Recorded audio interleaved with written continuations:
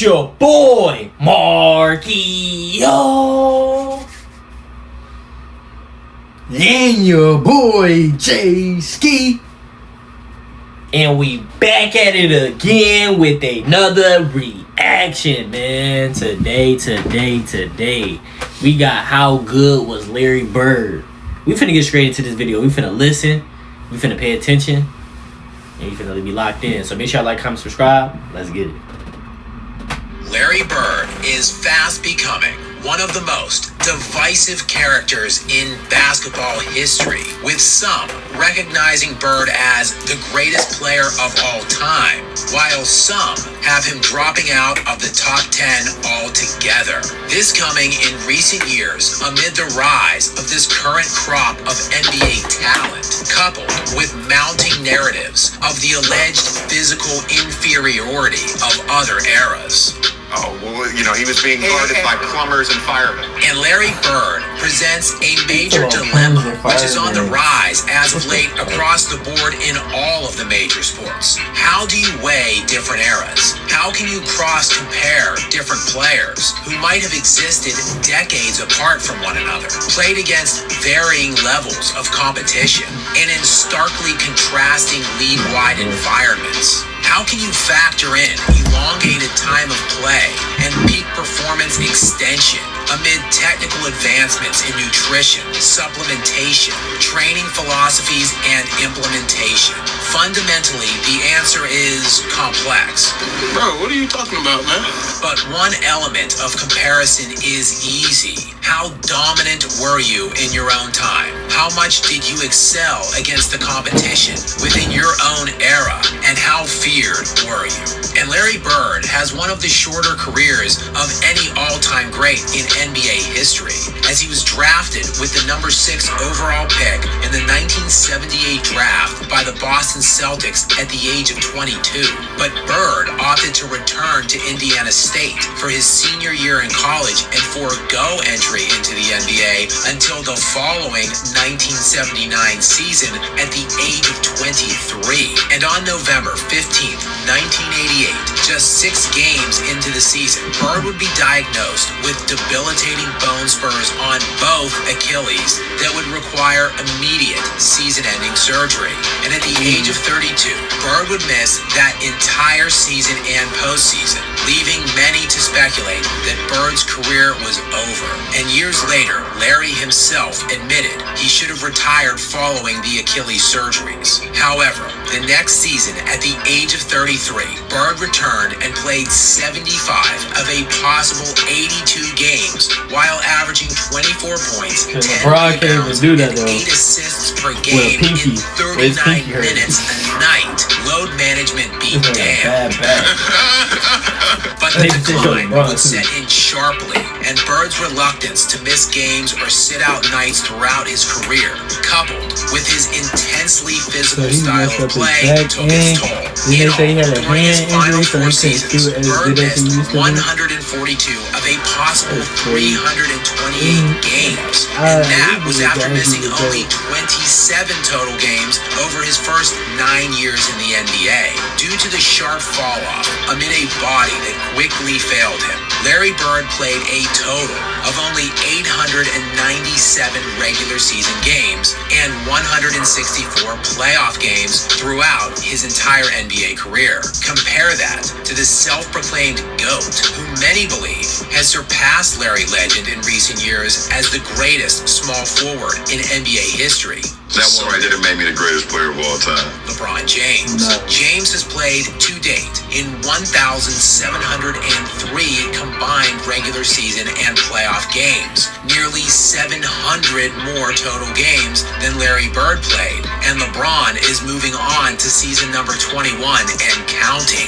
It is conceivable that James will end up playing in twice the amount of games as Larry Bird. It's no wonder James and other all-time great players dwarf Bird's statistical accumulation with the relatively limited career Bird had in terms of time played. But in understanding the context of of his career from a peak standpoint, and when factoring in the NBA built around him at the time, Bird produced arguably one of, if not the best primes ever. Coming into the league the same season as Earvin Magic Johnson in 1979, it would be Bird that won Rookie of the Year that season, while also being named to first-team All-NBA and making the NBA All-Star team in just his rookie season. And from that 1979-1980 season, Bird would be named first-team All-NBA for the first 9 seasons of his career, while the Celtics would make 8 conference finals over those 9 seasons. And this Eastern Conference was a far cry from that of the Chosen Ones era that he feasted on, which was one of the historically weakest conferences ever. But the Eastern Conference of the 1980s was the power conference. This decade saw one of the greatest teams in NBA history in that conference, the 1983 Moses Malone and Julius Erving-led Philadelphia 76ers. It had the Bad Boys Pistons, the Dominique Wilkins Atlanta Hawks, a perennial 50-win Milwaukee Bucks team, and Michael Jordan. There were no easy series in the Eastern Conference playoffs during the decade of the 1980s, yet Larry Bird found his way to 5 NBA Finals over the first 9 years of his career, and his reward for battling through the gauntlet of those stacked Eastern Conference playoff fields was meeting one of the greatest teams ever assembled in the NBA Finals from the Western Conference. The Celtics and Larry Bird had the misfortune of running up against the LA Lakers in 3 NBA Finals, led by arguably 2 top 5 players ever, Magic Johnson and Kareem Abdul-Jabbar, a team that also had top 50 all-time player and perennial all-star James Worthy as a third option. Yeah, Bird lost to that team twice in the NBA Finals for his only 2 Finals losses, but he also beat that team in the NBA Finals for 1 of his 3 Finals wins. Oh, and also beat the Hakeem Olajuwon Rockets in another NBA Finals. The accumulated number of elite, high-end opponents Bird faced throughout his 9-year run puts him in the running of having acquired some of the most difficult rings in league history. But this should come as no surprise, since Larry Bird was one of the most high-leverage winners the sport of basketball has ever seen, as the Celtics were just 32-50 and 29-53 the 2 seasons prior to Bird's arrival. But in just his first season in the NBA as a rookie, Bird elevated the Celtics from 29 wins to 61 and took Boston all the way to the Eastern Conference Finals. And over the 9-year run until his dual Achilles surgery practically ended his career,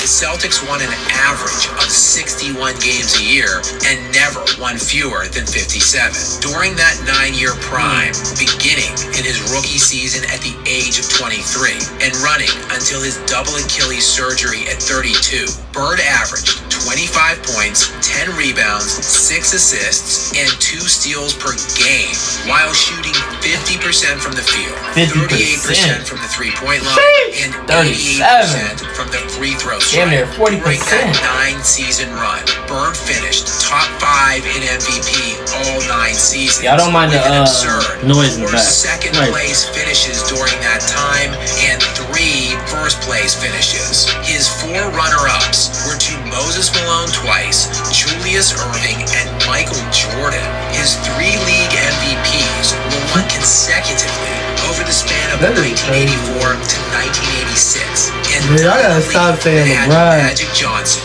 Kareem Better than Larry. Abdul-Jabbar, That just Moses cat. Malone, Julius Erving, Dominique Wilkins, Charles Barkley, Hakeem Olajuwon, and Michael Jordan. In the I know y'all ain't 1980s gonna like that. I an don't era care. defined by arguably the greatest collection of high-end historical NBA talent, the case that Larry Bird was the greatest player of them all during that decade is an easy one to make.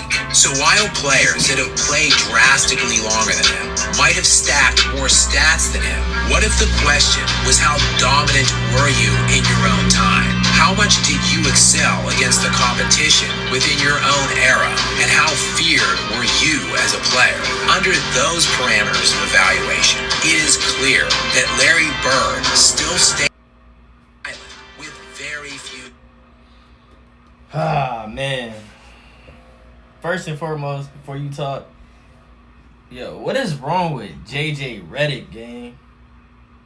Like, who is he? Like, who is JJ Redick for real?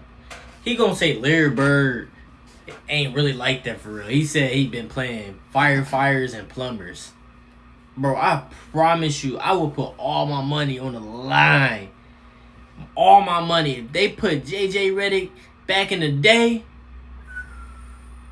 They would have teared him up. they wouldn't even tear him up. He'd be cleaning their shoes. Yo, bro, JJ Redick would be cleaning their shoes on the bench. Bird would be like, come over here, can you clean my shoes real quick before I go in the game, young fella? He would have been cleaning them things. He got no room to be talking about firefighters and plumbers. He's not even that great of a player to be talking like that. You're not in the Michael Jordan level of basketball. You're not even better than Jamal Crawford. You're not even better than, name somebody. I don't even know. I just know he not even on that. Yeah, he's not even like that for real. I ain't gonna lie, that was very disrespectful. He the same person if Larry Bird was to get on the show and had a conversation with him, he'd probably be fanned out. Facts. He would not say He none wouldn't say none of that stuff. You played against Plum? You not saying He wouldn't say that. No cap, bro. Like, people gotta start watching what they say on live television, because all that can come back and hunt you. You never know. Bird one day can just be like, yo, you know how like Michael Jordan starting to do interviews like here and there for NBS? Is it NBS? I think it's NBS. That's what it's called. But well, Larry Bird just said, let me come out of nowhere and just like talk about my career. And JJ Redick was like his guy that he had to talk to. Woo! That's gonna be messy, man. Real messy. For real.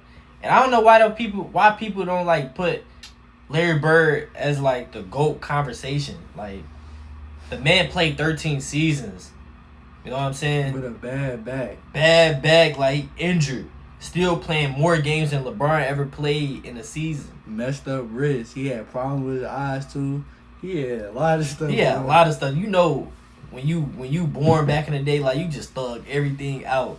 And he was just in the trenches thugging everything out. Like, no matter what it is, he got a broken face. You know what I'm saying? He's still gonna go out there and hoop because he love the game of basketball, and he knows somebody out there that really love watching his game and want to come watch him. You know what I'm saying? Facts. So, like, I ain't gonna lie, we gotta put some more respect on Bird's name, because, like, Bird is a legend.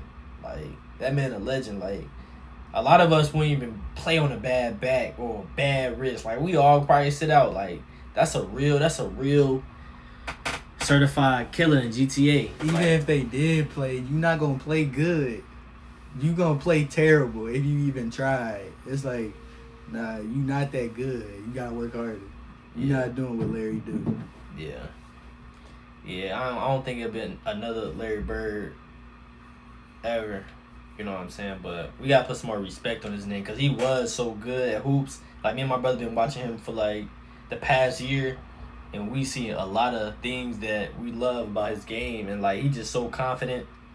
Like, I just wish I could just, hopefully one day I can just bring that type of confidence in my life, because like, the way he was so confident in things is like, you probably won't even see nobody confident like him.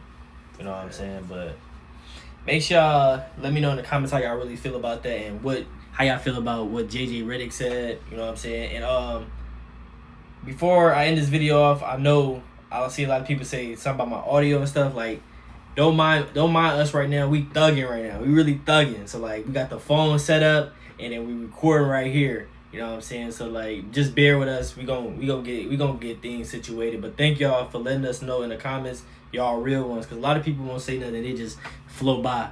You know what I'm saying? I didn't even really tell like the audio was bad, and sometimes we be like making noises outside, like people be cutting the grass and stuff. But bear with us, and we appreciate y'all so much for just tapping in with us. You know what I'm saying? We appreciate y'all a lot, and make sure y'all just continue to keep being good people out there. Keep God first. keep worshiping him, and just keep getting to it. I love y'all. I appreciate y'all, and we're gonna see y'all in the next video. We out.